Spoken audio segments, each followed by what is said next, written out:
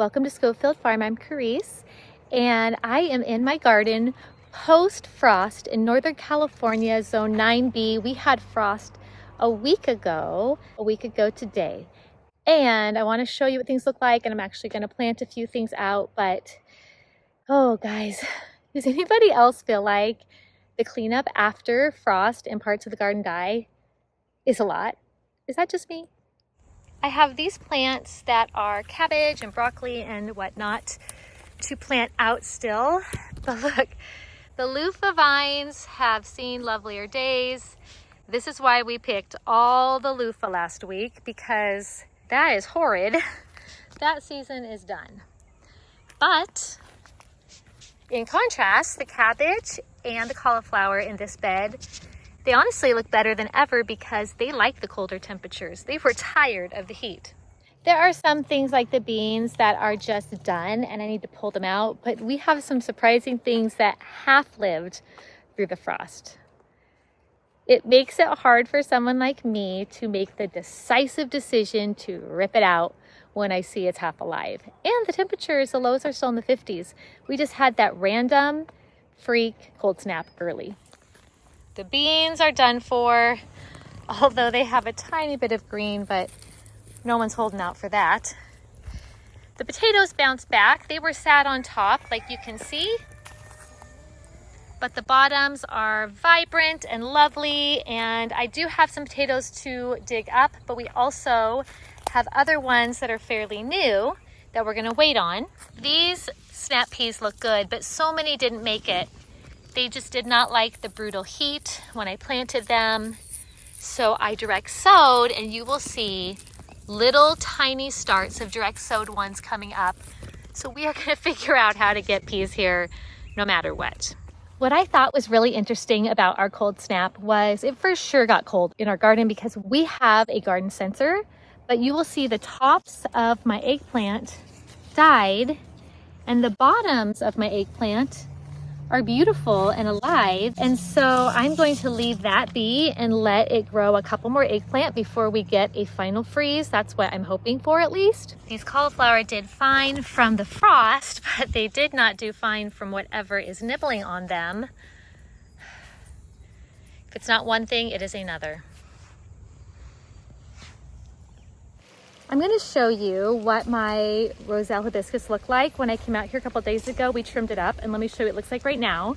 It is pretty crazy how dead it was on top, and then somehow just cutting the top off, it actually looks so healthy on bottom. You can see where we cut, and you can see the beautiful green on bottom, and if you look closely, there is another calyx or two, some different buds.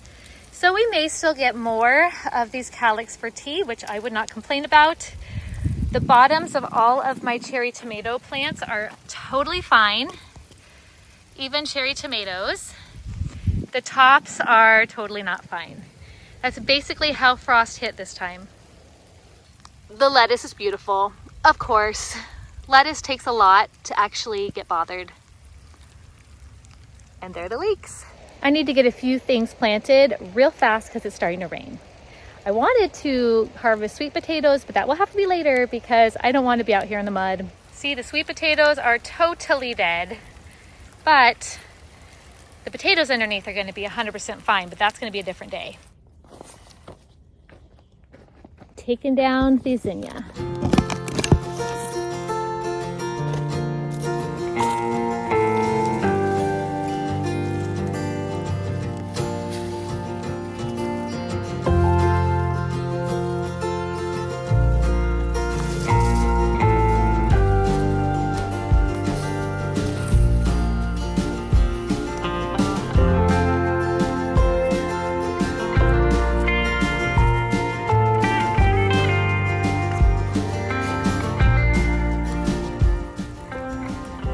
It's starting to rain, so I'm gonna get just a couple broccoli in and some Copenhagen market cabbage. So only one of these that germinated, so it's just gonna be its own little spot.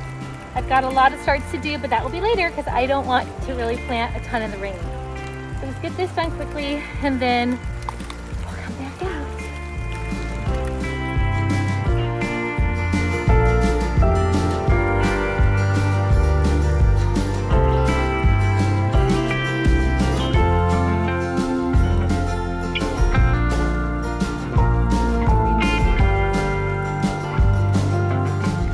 little garden friend. It's nice to have you here.